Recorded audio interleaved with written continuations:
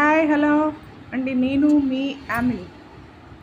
ఈరోజు సరికి blouse prince cut plus back side వచ్చి పాట్ నెక్ కాదు, ఫ్రంట్ హై నెక్కే, బ్యాక్ సైడ్ హై నెక్కే. జస్ట్ ఇది కాలర్ షేప్లో నెక్కి వస్తుంది అనమాట. చాలా పైకి వస్తుంది కాలర్, అంటే కాలర్ లేకుండా జస్ట్ ఆ ప్రిల్ వచ్చేలాగా అనమాట అది.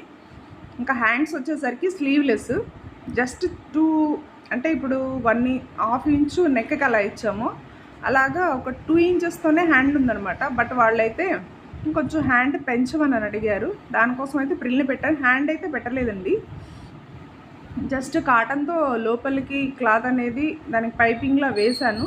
వేసిన తర్వాత దాని మీద అయితే ఇలా కూర్చొని అయితే పెట్టేశాను అనమాట. ఎందుకంటే అది కాటన్ అనేది కొంచెం స్టిఫ్గా ఉండిద్దని పెట్టేశాను.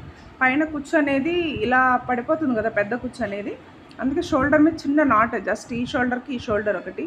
బ్యాక్ సైడ్ అయితే పోట్లీ బాల్స్తో అయితే హుక్ అనేది పెట్టాను, పైనుంచి కింద దాకా. హుక్ అనేది మళ్ళీ సపరేట్గా అలా కనిపిస్తూ ఉంటుందని చెప్పి దానికి మిడిల్ ఏం చేశానంటే పోట్లీ బాల్స్తో ఫినిషింగ్ అయితే ఇచ్చాను.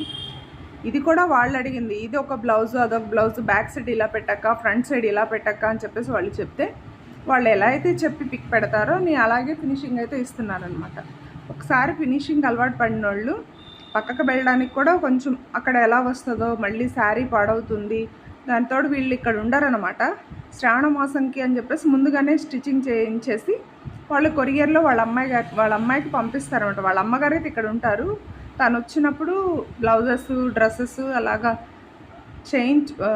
స్టిచ్చింగ్ అయితే చేయించుకొని తీసుకెళ్తారనమాట. ఇప్పుడు తనైతే ఇక్కడ లేదు, యూఎస్ఏ అనుకుంటా, మేబీ పార్సిల్ పంపించుకోవాలని చెప్పి ఎర్లీగా కుట్టించుకున్నారు శ్రావణ మాసానికి.